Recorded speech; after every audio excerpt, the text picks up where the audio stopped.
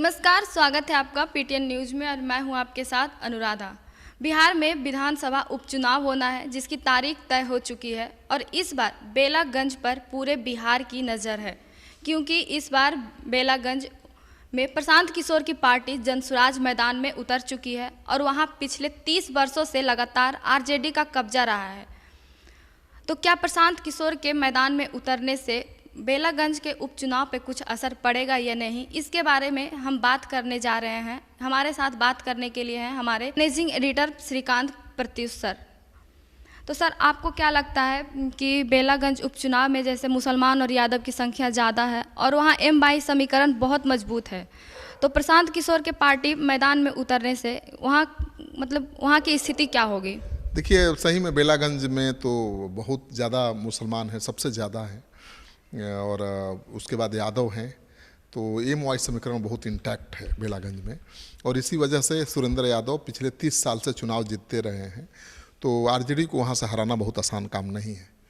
लेकिन प्रशांत किशोर ने एक अल्पसंख्यक को उम्मीदवार बनाया है और उसी को बनाया है जिसको जेडीयू ने 2 बार चुनाव लड़ाया था, लेकिन वो जीत नहीं पाए, कुछ वोटों से हमेशा हार गए। लेकिन इस बार प्रशांत किशोर ने उनको उम्मीदवार बनाया है, तो उम्मीद की जा रही है कि अल्पसंख्यक वोट करेंगे जनसुराज के लिए। अभी तक जो माहौल है, अगर ऐसा होता है तो नतीजा बदल सकता है, क्योंकि जेडीयू ने मनोरमा देवी को उम्मीदवार बनाया है जो यादव समाज से आती हैं। प्रशांत किशोर ने एक अल्पसंख्यक को उम्मीदवार बनाया है। तो आरजेडी का जो M22 समीकरण है, यादव मुस्लिम समीकरण, उसमें सिंधमारी दिख रही है जिसका फ़ायदा जेडीयू को मिल सकता है। सर, लेकिन जेडीयू की तरफ से भूमिहार नेताओं की तरफ से मांग थी कि हमें भूमिहार उम्मीदवार ही चाहिए, लेकिन जेडीयू ने यादव उम्मीदवार उतार दिया, तो इससे भी तो असर पड़ सकता है जेडीयू पे। हाँ, देखिए, लोकसभा चुनाव में ऐसा ही हुआ था। जहानाबाद में मांग थी कि भाई भूमिहार को उम्मीदवार बनाया जाना चाहिए, लेकिन अति पिछड़ा को बना दिया नीतीश कुमार ने और वो चुनाव हार गए क्योंकि भूमिहारों ने दिल खोलकर साथ नहीं दिया। सुरेंद्र यादव जीतने में कामयाब हो गए, जबकि ये जेडीयू की सीट थी। तो वैसा विधानसभा चुनाव में होगा इसकी उम्मीद कम है, क्योंकि वहाँ मैं गया था, भूमिहार सुरेंद्र यादव को किसी कीमत पर हराना चाहते हैं, यानी उनके बेटे को हराना चाहते हैं, और इसलिए वो मजबूर हैं, नहीं चाहते हुए भी वो वोट देंगे एनडीए के पक्ष में, यानी जेडीयू उम्मीदवार को। और जेडीयू की उम्मीदवार यादव हैं, इसका फ़ायदा भी मिलता हुआ दिखाई दे रहा है। वो आरजेडी में रही हैं, मनोरमा देवी आरजेडी के बड़े नेता, उनके पति रहे बिंदी यादव। तो आरजेडी में भी, यादव में भी उनके समर्थक हैं और वो उनका साथ दे रहे हैं। तो अगर 25-30% यादव भी उनका साथ दे देते हैं और जनसुराज के साथ अल्पसंख्यक आधा भी चले जाते हैं, तो M22 समीकरण ध्वस्त हो जाएगा और उसका फ़ायदा सीधे मिलेगा जेडीयू को।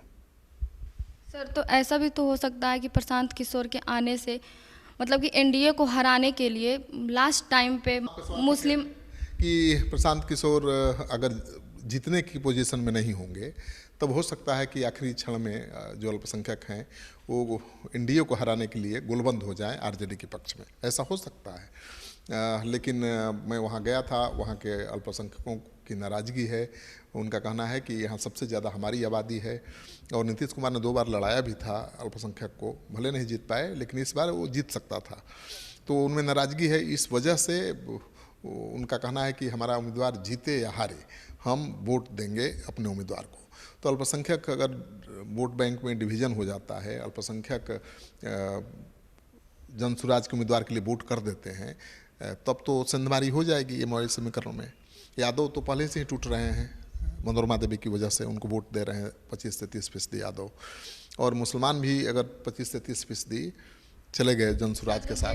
जेडीयू भी तो टूट रहा है क्योंकि वो उम्मीदवार मांग रहा था अपना भूमिहार। नहीं, तो मांग रहे थे, लेकिन अब उम्मीदवार यादव को दे दिया है तो कोई शिकायत नहीं है। जैसा कि उस इलाके के भूमिहार नेता हैं जगदीश शर्मा, वो चुप्पी साधे हुए हैं, कुछ नहीं बोल रहे हैं, विरोध नहीं करेंगे। अरुण कुमार हैं जो बीएसपी से चुनाव लड़े थे लोकसभा का, वो भी चुप हैं, और वो एक तरह से वो कह भी रहे हैं कि उसका फ़ायदा मिल रहा है जेडीयू को। वो तो उन्होंने तो मेरे से बातचीत में कहा कि जनसुराज की वजह से वहाँ पर जेडीयू की जीत हो सकती है। उनका भी मानना है कि मनोरमा देवी को यादव का वोट मिल रहा है, जन सुराज को मुस्लिम वोट बैंक मिल रहा है, तो इसका फ़ायदा जेडीयू को होता हुआ दिखाई दे रहा है। तो मुझे लगता है कि प्रशांत किशोर की वजह से ही वहाँ पर आरजेडी का जो गढ़ रहा है, किला रहा है, वो ध्वस्त हो सकता है। 30 साल बाद उस सीट पर जेडीयू का कब्जा हो सकता है। ऐसा भी तो हो सकता है आरजेडी के वोट बैंक पर मनोरमा देवी से मारी कर सकती है। वही तो मैंने बोला कि 25 से 30% यादव वोट कर सकते हैं मनोरमा देवी के लिए। देखिए, जब लगेगा कि मनोरमा देवी जीत जाएंगी, सुरेंद्र यादव हार जाएंगे, तो क्या करेंगे? यादव भी उनकी तरफ झुकेंगे कि भाई हमारा उम्मीदवार जीतना चाहिए। सुरेंद्र यादव के बेटे भी यादव हैं, मनोरमा देवी भी यादव हैं, तो दोनों तरफ से उनको फ़ायदा मिल रहा है। और मनोरमा देवी के घर पर रेड हुआ था एनआईए का, करोड़ों रुपया बरामद हुआ था और उन पर आरोप लगा था। उनके पति पर भी आरोप लगता रहा है कि नक्सलियों से उनका संबंध है। तो उस मामले में एक डीएसपी एनआईए का जेल भी गया रिश्वत मांगने के चक्कर में। अब मनोरमा देवी इसको भुना रही हैं। यादवों की सहानुभूति है उनके साथ कि भाई इनको फंसाया जा रहा था एनआईए के द्वारा, यादव हैं इसलिए फंसाया जा रहा था। तो उस वजह से भी यादव का झुकाव उनकी तरफ दिख रहा है। मुझे लगता है कि अगर 25% भी यादव ने मनोरमा देवी के लिए वोट कर दिया तो मनोरमा देवी जीत जाएंगी, क्योंकि भूमिहार समाज का पूरा वोट मिल रहा है जेडीयू को और अल्पसंख्यक वोट बैंक में डिवीजन साफ दिखाई दे रहा है। तो मुझे लगता है कि 30 साल बाद आरजेडी के गढ़ में नीतीश कुमार की पार्टी का खूंटा गड़ेगा। तो आप सुन रहे थे हमारे मैनेजिंग एडिटर श्रीकांत प्रत्युष को बेलागंज उपचुनाव के बारे में उन्होंने क्या कहा। आपकी क्या राय है इस पर, आप भी हमारे कमेंट बॉक्स में बता सकते हैं। तो फिलहाल इस खबर में इतना ही। धन्यवाद।